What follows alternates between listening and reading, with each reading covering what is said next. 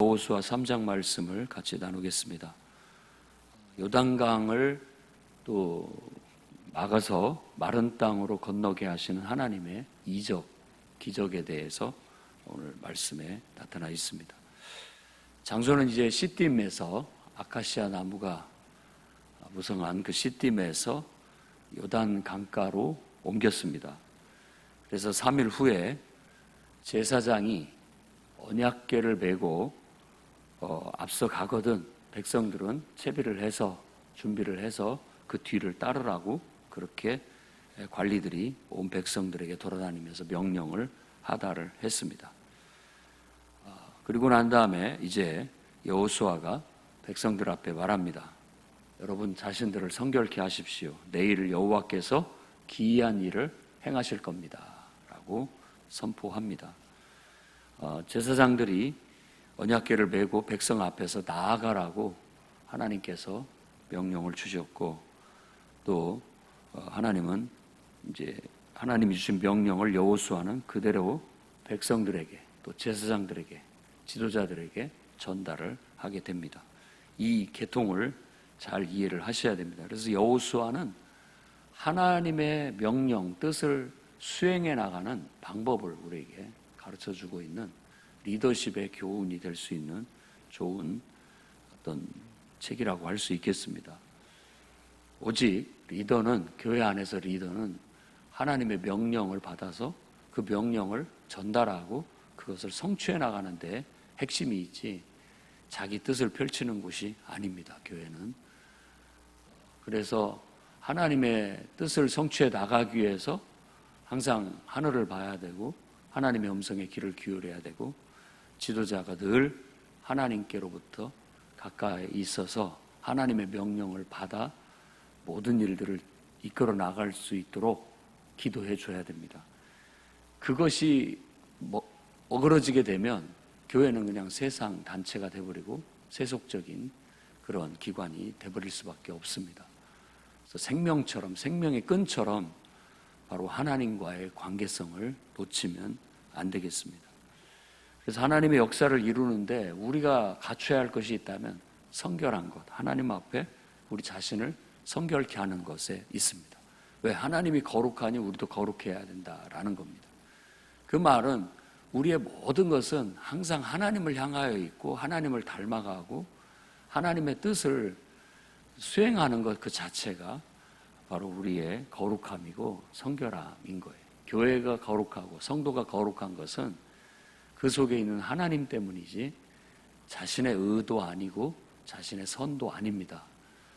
우리는 늘 착각을 하는 거죠. 세상 사람들이 볼 때는 그 사람의 선이고 그 사람의 의처럼 보일지 모르지만 우리는 늘 우리 안에 계신 하나님이 드러나고 하나님의 의가 드러나고 하나님의 선이 드러날 뿐이다. 나는 그분의 도구다. 우리 스스로가 바울이 말한 것처럼 질그릇 안에 보배를 가졌을 뿐이지 내가 보배가 아니다. 언제든지 그 보배가 내 안에서 벗겨지면 나는 언제나 타락한 그저 세상 사람들과 똑같은 죄인일 뿐이다 라는 걸 아셔야 됩니다. 내면에 하나님이 있어서 그분이 드러나는 것, 또 이런 표현도 쓰지만 그리스도로 옷 입었다라는 표현도 씁니다. 내 감정, 내 욕망, 내 의지, 이 모든 것들이 그리스도에 의해서 이렇게 길들여지고 다스려질 때 우리의 욕망도 감정도 의지도 선용될 수 있는 것이지 하나님의 어떤 통제력 이걸 상실해버리게 되면 결국 우리도 짐승이나 매 한 가지고 타락한 인간은 짐승을 넘어서서 결국 괴물이 되어버리고 맙니다. 그러니 항상 우리 스스로를 성결케 하는 데 힘써야 되겠습니다. 늘 하나님의 통제 아래 머무르려고 하고 모든 내 인생의 과거 하나님께 연결시켜서 하나님의 눈으로 해석하셔야 되고 주어진 현실 그냥 여러분들의 감정이나 욕망이나 여러분의 생각을 따라가기보다 늘 하나님으로 옷을 입혀야 됩니다. 그 말은 하나님을 주어로 해서 내게 주어진 일들, 내게 일어나고 있는 일들을 해석하는 거예요. 해석이라는 건 설명을 말하는 겁니다. 내 삶을 설명해 볼 수 있어야 돼요. 구약 성경은 이스라엘 백성들이 하나님을 인정하고 하나님을 체험하고 경험하고 그분의 임재 안에서 해석한 자신들의 역사입니다. 똑같이 우리도 우리의 삶을 하나님이 주신 나만의 삶, 독특한 내 주도적인 삶을 살아가는 데 있어서 항상 그 어떤 세상의 환경, 사람에게도 휩쓸리지 않고 휘둘리지 않는 게 주도적인 삶입니다. 오직 그러려면 내 스스로 설 수는 없습니다. 모든 인간은 하나님을 통해서만 설 수 있어요. 그래서 유일하게 나를 통제할 수 있는 분은 하나님밖에 없다라고 스스로가 규정하고 하나님을 인정하고 그 하나님을 통해서 과거, 현재 또 앞으로 내다볼 미래까지도 해석하고 설명해 나가게 된다면 우리는 그 속에서 참된 의미를 찾을 수 있고 그 속에서 더 높은 가치를 추구할 수 있고 하나님의 선을 추구해 나갈 수 있는 겁니다. 저는 그것을 유지하는 우리들의 태도가 하나님 앞에 우리를 성결케 하는 것이라고 생각합니다. 근데 이게 마음만 그렇게 먹는다고 해서가 아니라 실제 행동으로 우리 스스로가 절제할 줄 알고 하고 싶은 것도 좀 끊어내고 적당히 하고 또 하기 싫은 것도 하기 싫다고 내방쳐 놓는 것이 아니라 하기 싫어도 어거지로도 하고 이런 스스로의 통제력이 우리를 성결케 해나가게 되는 겁니다. 그래서 곰곰이 한번 보십시오. 막 나가는 사람인지 멈출 때 멈출 줄 아는 사람인지 그리고 저 사람 절제가 가능한 사람이구나. 스스로가 입에 재갈도 먹일 줄 아는 사람이구나 라는 거 자기의 행동, 자기의 말 이런 것들이 뭔가에 의해서 통제되고 있구나라는 걸 느낄 수 있는데 여러분이 스스로의 의지로 한다면 자기의 의를 나세우게 되겠지만 그것이 내가 하는 것이 아니라 내 안에 하나님이 하게 하시는 것처럼 하게 된다면 결국 하나님의 의를 드러내고 하나님의 선을 드러냄으로써 온전한 성결을 이루게 될 겁니다. 거듭난 성도에게 평생의 과제는 바로 이 성결을 이루는 데 있습니다. 성화라고도 하고 거룩이라고도 하고 똑같습니다. 그러면 하나님이 우리를 통해서 하시는 일을 보게 될 거예요. 하나님의 영광을 보게 될 거라는 뜻입니다. 하나님이 나를 통해서 자신을 드러내시고 하나님이 나를 통해서 자신의 능력을 나타내시고 하나님이 우리를 통해서 하나님의 역사를 이루어 나가는 걸 우리는 보게 될 거라는 겁니다. 그것이 인생의 성공이고 그것이 인생의 성취고 그것이야말로 우리 인생의 가장 기쁘고 행복한 값진 일이라는 거. 그래서 우리는 성공했다고 말하지 말고 하나님 앞에 영광스럽게 쓰임받았다. 그것이 내 인생의 성공이다 라고 말할 수 있는 성도가 될 수 있기를 바랍니다. 전쟁에 앞서서 제일 공을 들이는 게 바로 언약궤를 앞세우는 겁니다. 제사장들이 모든 군중들이 볼 수 있도록 2000규빗이라고 한다면 한 규빗을 계산하기 쉽게 50cm라고 그렇게 계산을 하게 된다면 2000규빗은 1km 정도 되는 거리입니다. 그러니까 한 1km 정도 앞에 제사장들이 법궤를 메고 가고 이스라엘 백성들이 군대를 조성하는데 한 줄로 쫓아가는 것이 아니라 한 줄로가 아니라 쉽게 생각한다면 12지파가 12무리를 지어가지고 12부대가 쫙 따라가는데 한 1km 정도 앞에서 이끌고 계시는 하나님. 그러니까 법궤는 언약궤라고 오늘 말씀에 언약궤라고 말하고 있습니다. 그 언약궤를 지고 가는 그 언약궤는 하나님의 임재를 상징하는 것이고 바로 그 하나님 자신이 우리를 이끌고 있다라는 걸 보여주는 것과 같습니다. 그래서 우리가 평생에 살아가는데 성결한 삶을 살아가기 위해서는 하나님의 임재를 따라가야 됩니다. 하나님의 임재를 잃어버릴 수 있는 생활 방식을 절제하고 하나님의 임재를 증진시킬 수 있고 더 느낄 수 있는 삶의 요소들을 더 찾고 개발해서 우리가 항상 하나님의 임재를 앞세우고 그 임재를 쫓아갈 수 있도록, 그게 바로 우리의 성취의 비결이고 하나님의 역사를 이루는 비결인 것이죠. 그래서 여호수아가 이스라엘 백성을 앞세워 나아갈 때 하나님께서 기적과 능력, 표적을 보여주시면서 그 땅을 정복하게 하셨던 것처럼 사도행전은 바로 예수 그리스도의 부활로 인하여 그를 따르는 제자들을 통하여 온 세상을 정복해 나가는 역사라고 할 수 있겠습니다. 그 속에 하나님의 임재는 필수적인 거예요. 그래서 예루살렘을 떠나지 말고 아버지 약속하신 것을 기다리라. 요한은 물로 침례를 줬지만 너희는 몇 날이 붙대어 성령으로 침례를 받을 것이다.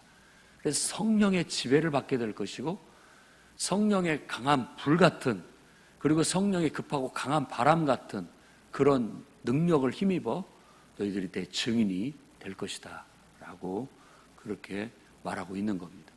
우리 교회나 성도나 하나님의 임재를 잃어버리면 세상 사람인 것이고 하나님의 능력을 상실해버린 겁니다. 경건의 모양은 있으나 능력을 잃어버리는 거나 똑같아요.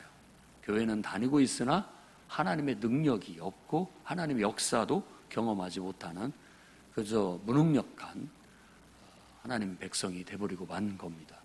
우리는 이미 민수기에서 봤죠. 아무리 큰 군대의 규모를 갖췄어도 그들이 하나님 앞에 이 성결을, 하나님의 인도함을 제대로 받아내지 못하게 됐을 때 곳곳에서 무력함을 오히려 나타내고 무너져가는 공동체를 볼 수 있습니다. 그러니 우리는 생명처럼 하나님의 임재를 유지해야 되고 그 임재를 따라 우리가 하나님의 역사를 이루는 장으로 나아가야 되겠습니다. 여러분들이 봉사하고 섬기는 장이 어디입니까? 직장이 됐든 가정이 됐든 또 교회 안에서의 맡은 부서가 됐든 그것을 향해서 나아갈 때 하나님의 임재를 앞세우고 나아가셔서 하나님의 뜻을 이루고 역사를 나타내십시오. 그러면 하나님께서 영광을 얻게 될 겁니다. 여호와 하나님께서 여호수아에게 하는 말에 귀를 기울이십시오. 7절에서 8절에 내가 오늘부터 시작하여 너를 이스라엘 백성 앞에 크게 하여 내가 모세처럼 너와 함께함을 알게 하겠다. 첫 번째, 하나님께서 기적을, 표적을 우리에게 보여주시는 목적이 뭐냐? 내가 너와 함께해서 너를 통해서 역사하는 걸 보여주겠다라는 하나님의 뜻이 있는 겁니다. 그럼으로써 우리가 높아질 수 있는 것은 내 능력이 아니라 하나님이 역사하시는 역사를 내가 올곧이 순종하여 그분의 도구로 쓰여질 때 나라는 존재가 귀하게 되고 또 권세가 있게 된다라는 걸 보여주는 겁니다. 그러니까 모든 리더십은 보여줘야 됩니다. 그냥 되는 게 아니고 하나님의 능력을 보여줘야 되는 거죠. 말씀의 능력을 보여줘야 되고 기도의 능력을 보여줘야 되고 실제로 순종의 능력을 보여줌으로써 그것이 하나님의 역사가 나타날 때 비로소 그것에 의해서 이 사람은 하나님의 종이구나. 이 사람을 통해서 하나님이 함께하고 역사하시는구나. 이걸 알게 됐을 때 바로 모세를 하나님처럼 이스라엘 백성이 따랐던 것처럼 지도자도 그와 같이 그 속에 계신 하나님을 보고 따르게 된다는 걸 우리가 깨달아야 되겠습니다. 그 다음에 9절에서 13절 말씀에도 또 말씀합니다. 살아계신, 이제 이번에는 여호수아가 이스라엘 백성에게 말하는 겁니다. 살아계신 하나님이 가나안 7 족속을 너희 앞에서 반드시 쫓아내실 줄을 이것으로 알리라. 이것으로 알리라. 그러니까 표적이라고 말하고 우리가 기적을 이적이라고 말하는 이유가 바로 그겁니다. 그걸 통해서 하나님을 알게 되는 거예요. 그걸 통해서. 그리고 그걸 통해서 하나님의 뜻을 알게 되고 그걸 통해서 우리가 믿음을 갖게 되고 확신을 갖게 되는 것. 그걸 갖다가 표적이라고도 하고 이적이라고도 하는 겁니다. 우리는 꼭 어떤 자연의 순리를 거슬린 것만이 기적이 아닙니다.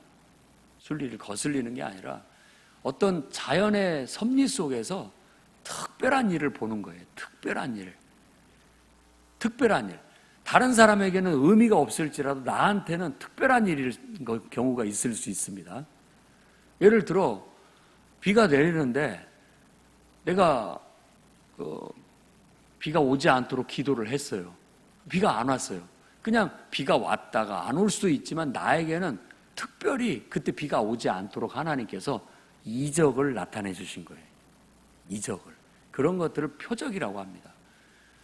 그런 걸 통해서 우리는 하나님이 내 기도를 들으시는구나. 하나님은 정말 살아계시구나. 라는 걸 깨닫게 되고 확신하게 되고 믿음이 생기게 되는 거죠. 곰곰이 생각해 보면 어떤 능력 있는 종이 기적을 나타내는 경우도 있지만 여러분들이 하나님을 생활 속에서 경험하고 발견하는 게 필요합니다. 하나님은 여러분과 함께 역사하고 계십니다. 그러니까 쉬지도 않고 졸지도 않고 주무시지도 않고 하나님이 역사하고 계셔요. 여러분 생각보다도 훨씬 가까이 계십니다. 그런데 우리가 못 보고 있을 뿐이죠. 못 느끼고 있을 뿐인 거예요. 임재란 우리 영적인 감각이 깨어나서 그런 하나님을 가까이 느끼고 그런 하나님을 체험하는 것을 임재라고 할 수 있는 것이죠. 깨달은 만큼 하나님을 알아가고 깨달은 만큼 하나님을 경험하고 그분을 찬양하며 그분의 은혜 안에 살아갈 수가 있게 되는 겁니다. 그러니 믿음으로 기도하시고 믿음으로 말씀대로 살아가 보십시오. 그랬을 때 여러분들은 여러분이 얼마나 여러분을 사랑하시는지 또 얼마나 여러분 속에서 많은 표적과 기적을 나타내셔서 여러분을 돌보고 계시고 이끌고 계시는지를 깨닫게 될 겁니다. 여러분의 목장 모임이나 또 성도들 간의 대화 속에 그와 같은 간증이 항상 풍성하게 넘쳐나기를 바랍니다. 우리가 하나님의 이름으로 주의 이름으로 모여서 서로 교제를 나눌 때에는 반드시 그 모임 속에 하나님이 주어가 돼야 됩니다. 하나님이 내 속에서 하신 일을 설명하고 해석하고 간증하는 그런 나눔이 바로 성도들의 교제인 거예요. 그렇게 됨으로써 우리는 성도들의 삶 속에서 하나님이 어떻게 기적을 나타내셨는지를 서로 발견하게 되고 경험하게 되는 거죠. 그걸 나누는 겁니다. 일상생활 속에 작은 것이지만 하나님께서 우리와 함께하고 계셨고 가하나님이 나를 돌보셨고 하나님께서 내게 응답하셨고 나를 위하셨고 나를 깨우치셨고 나를 내 인생 가운데 살아 역사하고 계시다라는 것을 알게 되는 것, 그것을 나누는 것, 그게 바로 성도들의 모임인 걸 우리가 알아야 되겠습니다. 12명의 지파, 12명 대표를 뽑으라는 것은 바로 그것에 대한 증인으로 삼고자 하는 겁니다. 바로 증언을 해야 될 거 아니에요. 간증을 해야 될 거 아니에요. 봤다라는 걸. 바로 그런 것들을 바로 믿음의 공동체 안에서는 이런 것들이 계속 증진되어져서 하나님을 알아가고 하나님의 임재가 더 풍성해질 수 있도록 노력을 해야 되는 겁니다. 이 역사가 일어날 때 바로 요단강이 범람하던 범람기였습니다. 우리로 말하자면 홍수철이었죠. 장마철. 비가 내려서 늦은 비, 이른 비, 늦은 비가 있는데 바로 이 늦은 비가 내려서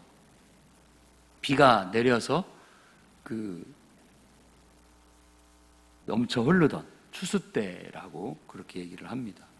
그건 늦은 비를 말하는 것이죠. 그럼에도 불구하고 제사장이 법궤를 베고 그 강물에 발을 담그자 바로 물이 멈춰 섰다라는 겁니다. 그게 바로 하나님의 기적이죠. 능력이고. 그래서 아담 성읍 그 어떤 변두리에 그 물이 거기서 멈춰 섰다고 성경은 우리에게 증언해 주고 있습니다. 그래서 백성들은 여리고 성 앞으로 곧바로 바로 마른 땅을 건너갈 수 있었다. 자, 이것을 안 믿는 사람들이 봤을 때, 야, 뭔 일이야 도대체? 어떻게 넘어왔지? 어떻게 저런 일이 일어날 수 있지? 라는 얘기를 하게 되는 거고, 우리 믿는 사람들은 그런 일들을 경험했을 때 믿음이 막 증진되고, 믿음이 더 충천해지게 되고, 하나님에 대한 임재가 더 충만해져서 강하고 담대해지게 되는 그런 결과를 갖게 되는 겁니다. 믿지 않는 자들은 하나님을 보고 두려워하지만 하나님의 백성은 믿음이 생기게 되고, 하나님은 정작 하나님의 영광을 드러내게 되는 것, 이게 바로 거룩한 전쟁의 요소들입니다. 성도들은 오늘 또 거룩한 전쟁을 하듯 영적인 싸움을 싸우며 나아가고 있다고 봅니다. 여러분, 가까이서 살아 역사하시는 하나님을 경험함으로써 믿지 않는 자들에게도 하나님을 증거하고, 또 우리의 믿음을 더욱더 증진시켜 나아가 서로서로가 정말 하나님의 영광을 드러내는 값진 인생이 될 수 있기를 주의 이름으로 축원합니다. 기도하겠습니다.